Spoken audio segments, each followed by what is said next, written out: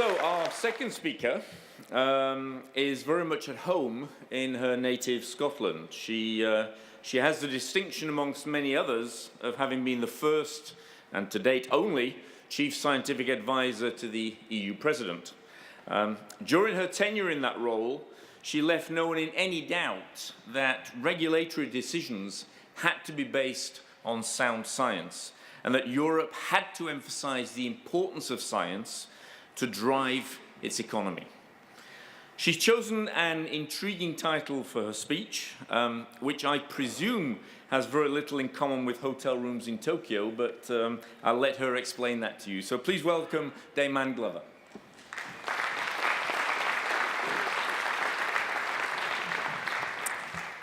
Ian, thank you, and it's a great pleasure to be here and to have the opportunity to talk to you this morning. And because I am Scottish, also welcome to Glasgow. I want to talk about the importance of communication, so hence the title. And I think that most of you are very good at communicating to people just like you. And what's a challenge for most of us is actually communicating to people from different interests, different backgrounds, different motivations. And for me, herein lies the problem, is that we are very poor at communication to people who are not in our own specialist group. Now, if you don't communicate, and I remember very early on in my own research career, my PhD supervisor told me that research not communicated is research not done. And actually, the same thing applies to anything that we do. So whatever we're motivated to do in life, if we don't communicate it, it's as if we were never doing it. So just because it is first thing in the morning and it's the first day of the conference, let's just talk about effective communication. So here is that hotel room in Tokyo, which inspired the title. And if you've not seen this film, Lost in Translation, with Bill Murray and Scarlett Johansson, it's one of my favorite films. I recommend it. Winter's coming up. Good way to spend a Sunday afternoon. So have a look at it. But it's all about, in many ways, the inability to communicate and the misunderstanding that comes from that. Now, I really appreciate myself the value of communication, and it came into sharp focus when, as Ian mentioned, I became the first Chief Scientific Advisor to the President of the European Commission, then José Manuel Barroso, and here we are having a meeting together. Now, if my mother had still been alive, and had seen this photograph, she would have said, "Oh, that's interesting, dear, you have your frozen face on." And the frozen face comes from juggling around 10 different possibilities in your mind about how to get your point across and not really winning. And why I put this slide up is partly to remind myself, but also to see if it presses a button with you, that sometimes you know that what you're talking about is valuable and important. You know it will make a big difference to the person you're speaking to, but somehow you're finding it very difficult indeed to get your point across. Now, in the European context, one of the things that I wanted to persuade President Barroso of, that our successful and sustainable future depended upon us not just being smart, because we are smart, but it's using that smartness for the benefit of all. That was our key to future sustainability. And it wasn't so much about financial markets or trading or all of these individual things where, in my mind, they're rather peripheral. It's what we focus our attention on. And you already heard Paul talk about the market. We could have an interesting discussion there, because I'm never sure about the market because it's faceless, and I'm always worried about things that are faceless and you can't get to grips with. But nevertheless, what we really should be interested in is human ingenuity in science, engineering, and technology, because that is the fundamental platform on which everything else is based. It's how we live, it's what we do with our lives, it's the opportunities there are for us, it's about our economy. Everything relies on that generation of knowledge. So if we talk about Europe, and Europe is where I'm from, it's what I love, and if we look at our position in generating this knowledge, then I think it's not just me that's saying this. If you look at an independent analysis of all the metrics around generating knowledge, then in almost every area that you would look at, whether it's in oceanography or transport or sustainable energy or neuroscience, life science in general, space technology, Europe's #1 in the world in generating knowledge. But we're not #1 at the world in translating that knowledge into real global impact for us in Europe and for others elsewhere. And why not? Well, I'm going to come back to a recurrent theme.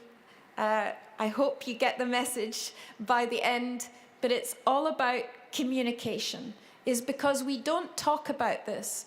How many people of the 500 million European citizens, if you went up and tapped them and said, what is it that we're best at in the world?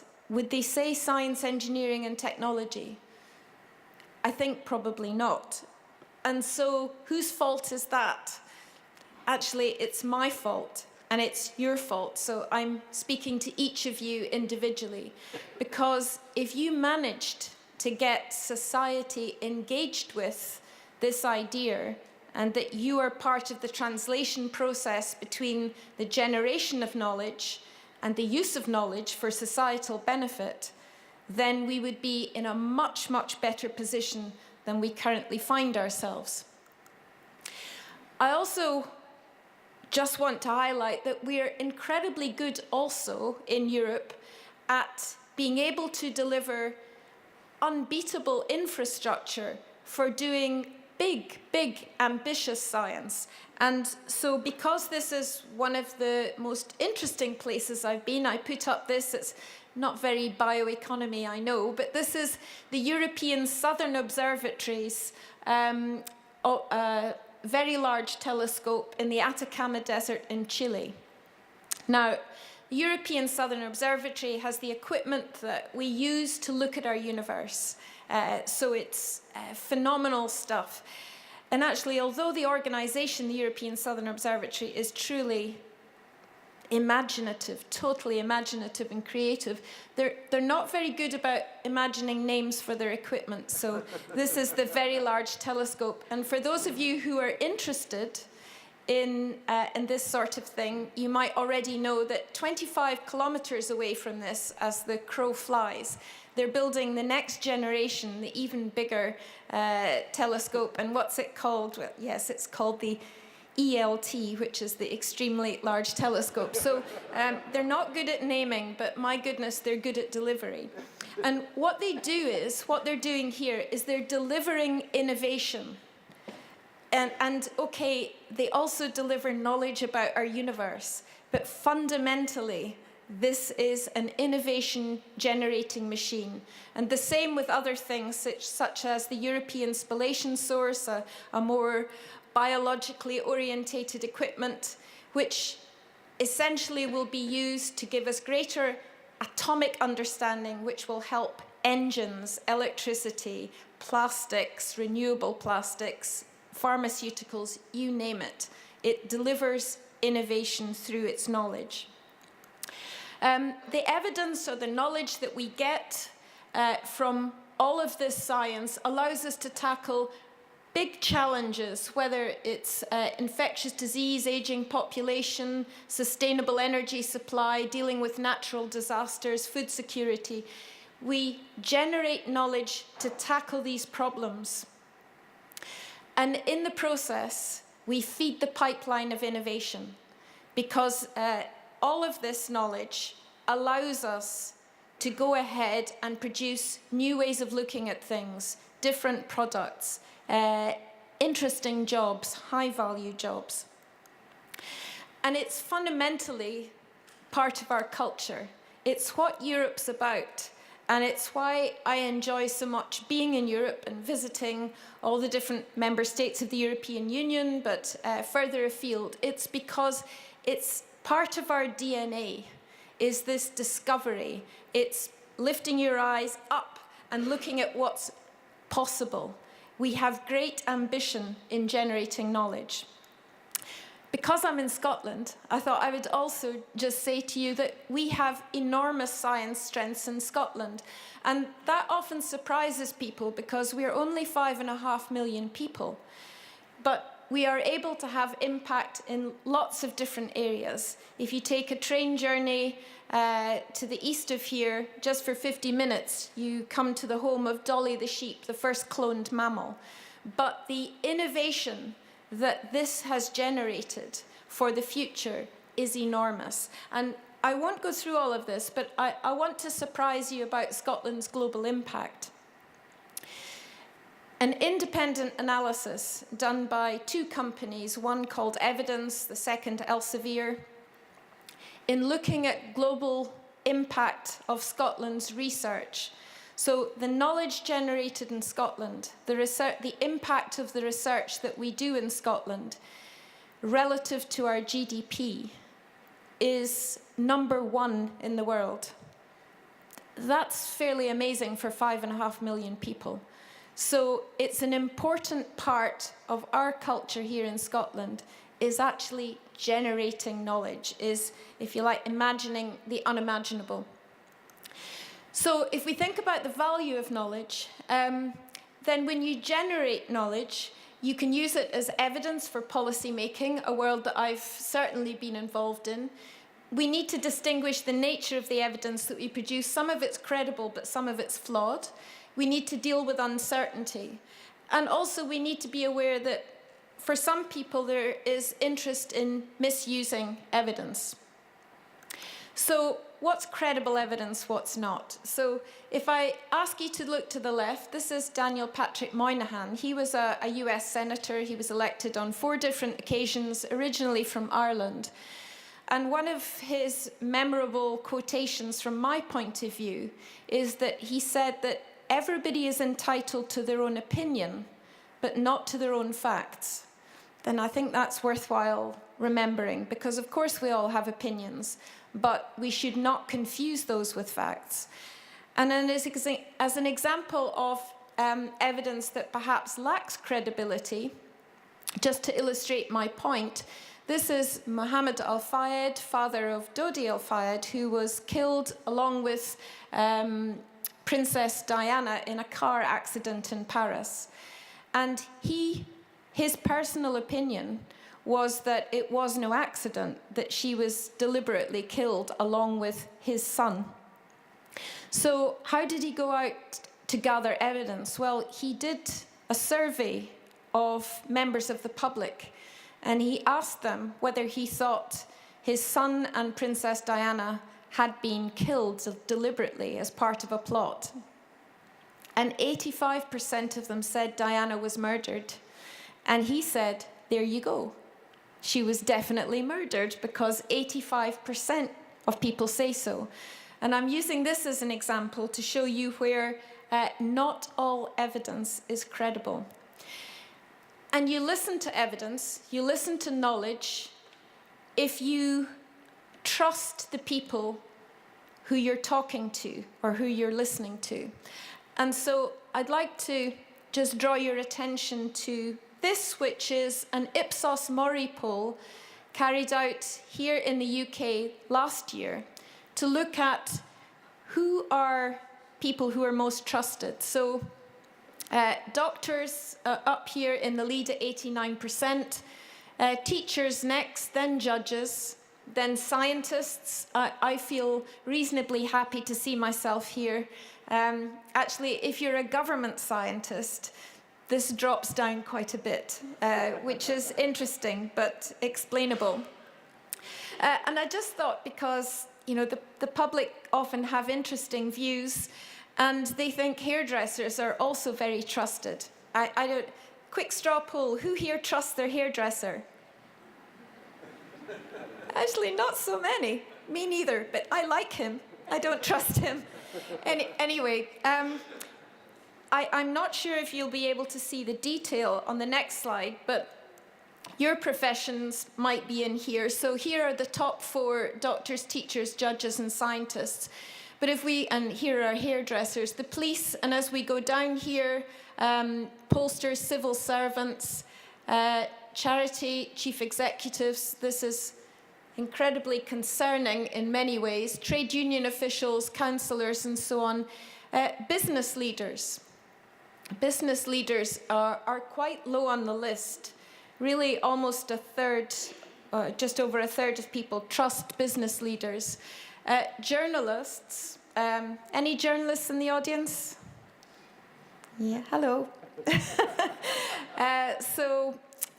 This is a worry, and I'm going on to explain why I think. But the thing that is really, really concerning is that the people that you and I vote for, we take the trouble to go along and put the X in the box, and we hope these people will represent our interests in our governments, and yet for some bizarre reason, we do not trust them. And that is totally disabling in our ability to be able to effect change, in my view. And until we sort this, the fact that politicians are at the bottom, we are almost operating with our hands tied behind our back, that we cannot effect change because we don't put our trust in the people who represent us and who we hope will act with leadership. Because it's quite hard for individuals to do this, but of course that is what, in my view, we elect politicians to do. So how does society get evidence? Well, actually, it's from the journalists. And so I just mentioned this, okay, a worrying comment about the spread of Ebola. Here, flights sold out, flights and buses full as Romanians head for the UK. This was in 2013 when Romania became part of the European Union. And these were the scare stories that we heard in the UK about these thousands and thousands of Romanians who were going to arrive on the 1st of January. The BBC tracked down one Romanian who arrived at Gatwick Airport on the 1st of January, and that one Romanian had a job to go to. In the first 3 months, there were less than 20 Romanians came to the UK. But people see this headline. These people were from Syria and Iraq. They were refugees. The Daily Mail subsequently apologized for this headline because they said it was totally untrue. But the problem is that that's where the public gets their evidence from, because you don't speak to the public, because you don't talk to them about what you do and what motivates you, why you do what you do. And Paul very eloquently illustrated this towards the end of his talk, is that companies, businesses, people who are in the innovation business need to spend a significant proportion of their time, my words, but a significant proportion of their time talking about what motivates them and why they're wanting to do what they do. How we have appetite for risk is also significant, because if we live in a low-risk environment, we are unlikely to celebrate change or to welcome innovation. And just to look at perception of risk, on the bottom here is your exposure to risk. So if I look at car accidents, unfortunately, car accidents are significant. Many of them are involved, many of us are involved in car accidents. This is the public concern above the line. And you can see the public concern is very low, although the incidence is actually rather high, or your exposure to this. Compare that with a plane crash, where the public are actually very concerned about this issue, and yet your likelihood of ever being affected by a plane crash is very low. And an interesting thing is, if you just look at what's the difference between these two things, they're both modes of transport. And actually, largely, it's that you're not in control in any way if you're in a plane crash. If you're in a car, you believe you are in control. Would you like to put your hand up if you think you are an above-average driver, so that you're pretty skilled? That's certainly me, but okay. Needless to say, more than 50% of you put your hand up, so there is a problem here. We feel that we're in the car, we're in control, we can deal with things. If you take somebody who's frightened of flying and you put them next to the pilot so that they can talk to her or him, then what you'll find is they become significantly less anxious, because they can say, did you spot that plane down there? And this instrument is now in the red. Did you notice that? And is that a problem? So we need to be aware of this when we talk to people who are the key to allowing us to be able to deliver innovation. What exercises policymakers and politicians most is this, where there are, if you like, the probability of something happening, it could be low, but if the impact of the risk is high, so probability, impact is high, that is petrifying to policymakers and politicians, because they find it difficult to deal with issues like that. And how can we help them? We can help them by communicating, by talking to them, by enabling understanding of issues and allowing them to manage risk. I also wanted to mention distortion of evidence, because this does happen. And all of us are guilty of this, but we can cherry pick evidence. So I want to give you two examples, one climate change and one on genetically modified organisms. 31,000 scientists in America signed a petition saying climate change isn't happening. However, 100% of global learned academies who've done studies on the science behind climate change say climate change is real. And environmental groups say, look, 100% of global learned academies say climate change is real. Therefore, there is a consensus, despite the fact 31,000 out of America's population say no.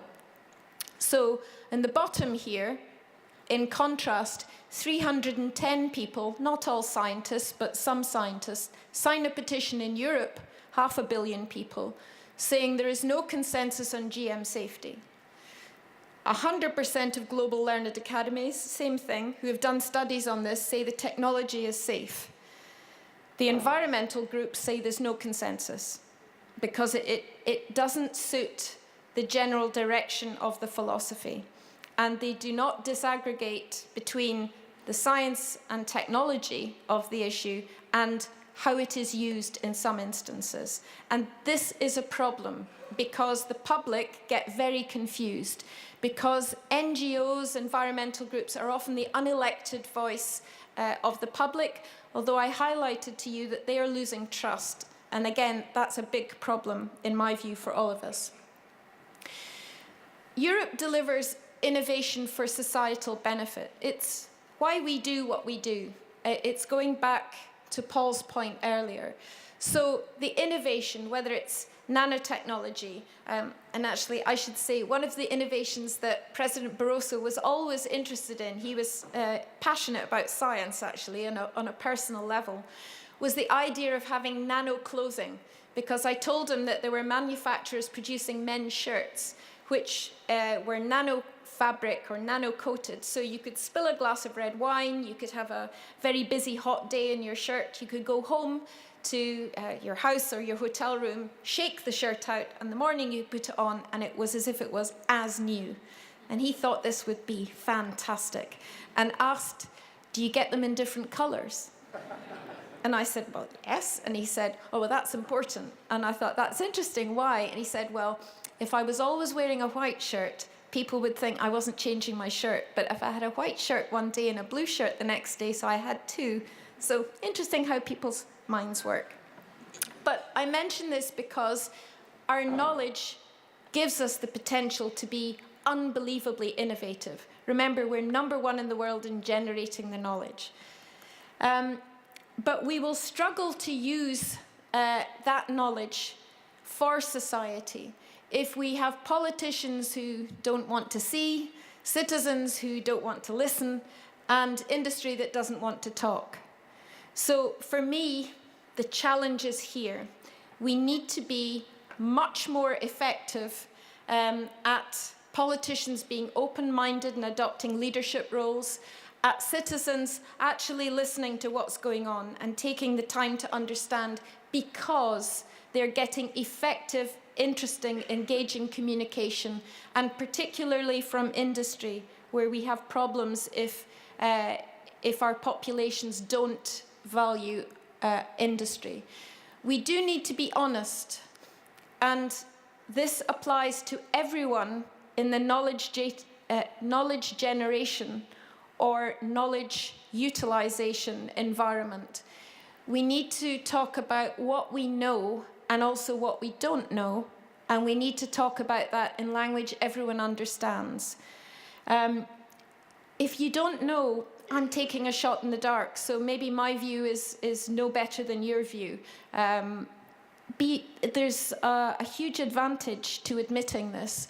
And also, when you really believe that without doubt in your own mind something is happening, then you should say so. And from my point of view, I mentioned two issues. One was climate change and the other one was GMO technology. So I'm in the category, without doubt, yet human beings are having a negative impact on our environment and climate. Climate change is happening, and we need to do something about it. It's not really open for debate. And GM technology is safe. It's is as safe as any other technology. You can never prove anything is safe, including me drinking this glass of water.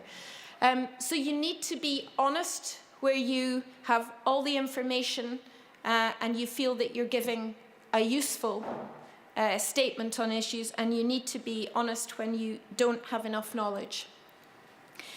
The key factor in engaging citizens, because they're our bottleneck for being able to deliver innovation, because they're risk averse and they do not always like change. And actually, it's unfair to say citizens are risk averse. It's in key areas that they're risk averse. They are very prepared to take risks in some areas, again, where they feel they're in control. But to be able to deliver the society of the future, the bioeconomy, you need to answer this question for citizens, because in large European surveys that we did whilst I was based in Brussels, right across the European Union, right across different ages and different social strata, people ask the same question. They say, what's in it for me? And if you can't answer that question, and again, interestingly, Monsanto never answered that question. It was never clear what was in it for the citizen. And so, in a way, that was doomed to failure. So that is the key issue. We need to improve the pathway from knowledge generation to innovation. We do that by every one of us communicating often and well. And if you don't do that, what you do is simply not significant. It's for all of us to do it all of the time. And the biggest challenge is to communicate not to someone just like you, but to someone who might look a bit scary, member of the public, for example. You need to be transparent in what you do. This is one of the reasons that people analyse that we don't trust our politicians and that we don't trust business, is because they keep things from us. So it might be reasonable for politicians to develop and implement policy that ignores the evidence, as long as they say why they're ignoring the evidence. So if you share with someone your thought process and they understand why you got where you're going, because you might ignore the evidence for social reasons, philosophical reasons, ethical reasons, economic reasons, you just need to say why. And you also need to be empathetic to public concerns. They don't have a deficit. The public are not stupid.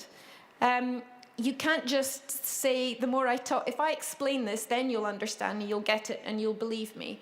You need to understand what is the concern that they have, and what information can I put out there to allow people to analyze that and be able to deliver. And just the last thing, there's a huge, huge prize if we manage to get this right. And you might be surprised by my last slide.